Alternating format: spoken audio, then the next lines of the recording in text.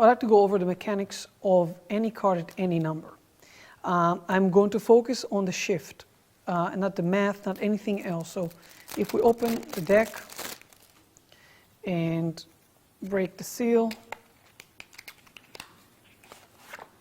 we can have all the cards, the jokers and all the other stuff removed. And of course, most cards come in mnemonica. I'm kidding. No, some do, but this one we had to do something to make it actually work this way. So let's talk about it briefly. Just for clarity, I'm using mnemonica. It could be anything else. Make your own. As long as you have a stack memorized. So now, the little preparation that we need to do before we start. I get rid of the flaps. Get rid of the flaps. And the second thing that I do is I put the cards face up. Okay, the cards are facing this way, this side of where the half moon is. And if I riffle through the cards and do it hard enough, it will break this area. I need to tear just a little bit. Talking about 1/4 of an inch to tear. So I just do this and I allow it to do it. Now I don't need to go further than that. And keep in mind, I'm not doing it on both sides. I only do it here. So the only adjustments I've made is I got rid of the flaps and I tore a little bit here. That's all I need to do. And then you throw it on the floor. So once I have that ready, and I'm not going to get into the math and everything else, that's going to be in a whole different segment. I just want to talk about the shift.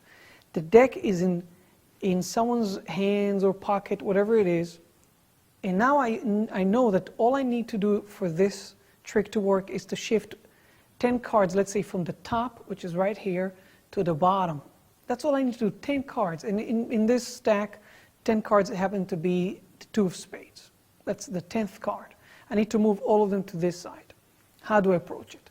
I do all the math and everything, and then the first time I approach the deck, I open, I position the deck on my hand in this fashion. It's a little bit of an angle. It's being held by 2 fingers on the bottom, pinky here and the index finger here. So it gives me a little bit of a grip, and now with the right thumb, I can go through the cards. On this side, I can see the indexes. Now you can hear probably a loud noise as I do this, but I'm only, in performance I do it much softer and I don't need to open as much, I see a little bit. But for the explanation, I'm stretching a little more so you can really see it, but it's very quiet normally, like this. Okay, here you can actually hear how quiet it is. Okay, so I'm going to the 10th card. How do I do that? I estimate, I go close, like I open somewhere where it's close, and this is way off. But I know it's underneath it. I'd never want to be here and then try to add cards. It's always easier to go from here down. So I open, I see 5 of spades. I know I have to go a bunch of cards until I would see the 2 of spades. This happens while, the selection and blah, blah, blah. You want to change. And if you want to change, by the way, you can always do that. You can always go to a different card because you have all of this view. You can go to any card. Once I'm here, and from this view, they see nothing. They only see the deck resting on your hand. Here, you see everything. I'm going to turn it over. And look, the thumb is acting as a shield from seeing this portion. We cannot see it. Okay? With 2 fingers of the left hand, I'm going to take the cards from here. Now, I'm using the half moon to help me here. That's what's going to give me the grip. Otherwise, I don't have it. That's how I'm moving them. Because a lot of people try just 2 fingers and pull them. As I pull them, I readjust my grip, and I'm going to slide the very bottom card halfway in. This card on the bottom is going to act as a slide. It's going to guide the cards on the bottom. You'll see what I mean in a second. As I take the cards out, the cards remain inside, halfway in, halfway out. And when I dump all the other cards on top of it, it will slide exactly in that spot. And what is that? Why do we need this? Because it prevents all the fidgety and movement on the left hand. It really, really cleans things up. I would love to show it to you again. I'm going to readjust. 9 of diamonds got back to where it was. Everything is back. And now, again, let's stick to the same number of cards. 10 cards, 2 of spades. I open. I'm looking for my card. I talk a little bit. I got to the 2 of spades. I'm ready. I turn it over, slide everything out, and then push the card halfway in, halfway out, break the deck. And again, I'm showing you more than I should. I never open this way. You always stay here. Now you can dump all the cards, and they slide underneath. And now, if they need to count the card, it will be there. I would love to show it to you once again, but this time, I will replace this 9 with a blue back 9. It will help me a little bit. It's on the bottom. This is 9 of diamonds is my slide. I'm here. I have 10 cards. I see it. I turn over. I remove every single card but that, and I slide my 9, which is a blue card now halfway, half out inside. Drop everything underneath it. Let it slide like that, and square the deck, and you're ready.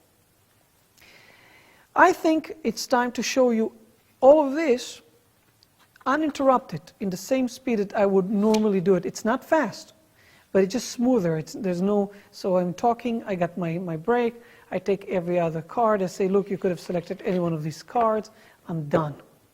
It's supposed to look this clean, and I will do it once again for those of you who have their rewind button broken. So it's here, I'm taking every single card out, I break, I do that, I put it down. Everybody's happy, voila.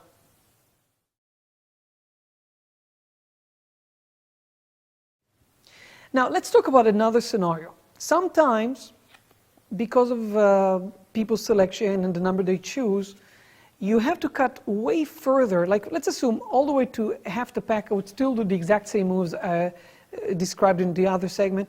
But if I need to cut much deeper, and then to pull a very small portion from the bottom, that looks a little odd. Even though your finger is still showing this portion, they cannot see it. It looks a little odd to see such a small portion come out and do all the moves. So what do? Slightly different. Same start. I look for my card, and this time I got the 39th card, which is the Ace of Diamonds. I see it, I'm well aware of it. And now as I talk, I'm going to shift this break from the right hand to the left hand. So I go like that, say, okay, you could have chosen anything, and look, from the very front, it looks very clean, there's nothing happening yet. Now I'm going to do everything but reversed in a way. The right hand is going to pull all the cards. In this instant, I'm not going to slide the bottom card because I'm using this flap, the big flap, as a shield from seeing anything happening. So I'm taking everything out. Remember, there's a portion still being held here. And when I go up, I'm still in contact with the deck, and I let it fall, slide underneath. And I shake as if I'm trying to get all the cards out. Let's see this again. In this case, you see nothing shifted. It's really just a portion that went from this side to this side. No card got out of sequence. So I'm here. I'm looking for my card. Let's assume same card, Ace of Diamonds. I'm talking. I shift hands. I remove every other card out. And then I'm going to break it a bit. So I'm still holding the packet inside the box. Of course, I'm never going to do that. As I do this, I complete by doing all of that, and I'm done. I think it would be a great idea to show you, almost uninterrupted, the same kind of idea. I talk, I say, you sure, blah, blah, blah. Shift the hands, take every single card out, and then do that, and you're done.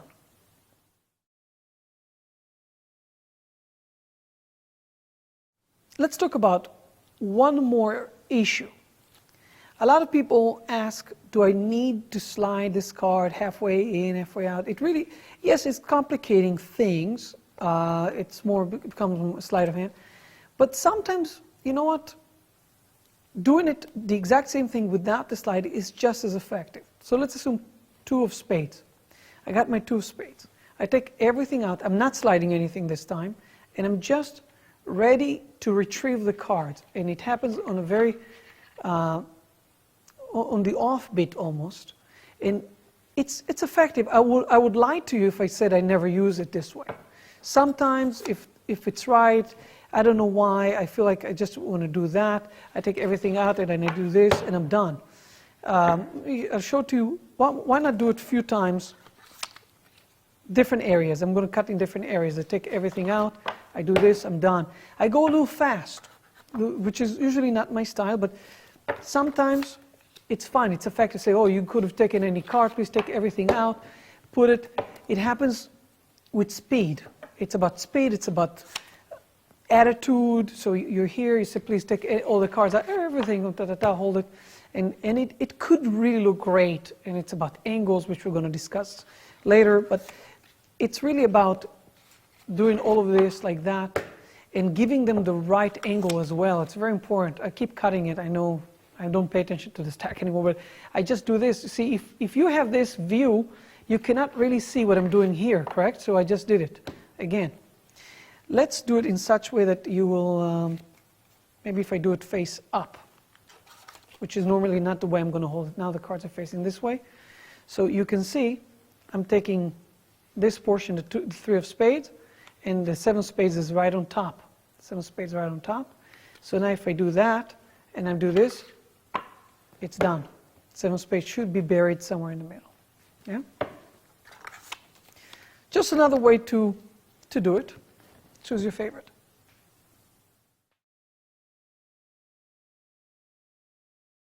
Let's talk about some nuances, things that might be problematic. Troubleshooting, I should say. Let's assume you can't see the indexes. There are a few reasons you're not seeing it. A, the cards are not facing the right orientation. Or it's not torn enough or not torn at all. That's another thing that you want to do.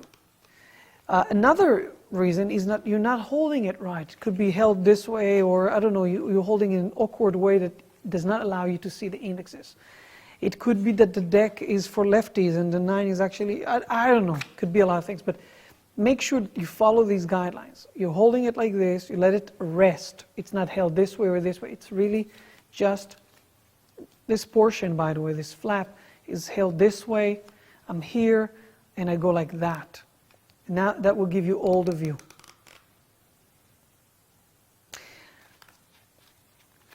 Let's talk about another problem that some people have mentioned to me over the years when I teach it in workshops.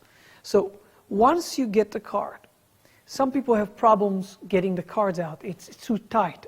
Why? One of the reasons could be that this is not torn deep enough, because you obviously need a little more room now to maneuver the cards out. So it's important that you have enough room to tilt it, to go up when you come here. Secondly, use this cutout as a place to grip the cards and take them out. It's very, very important.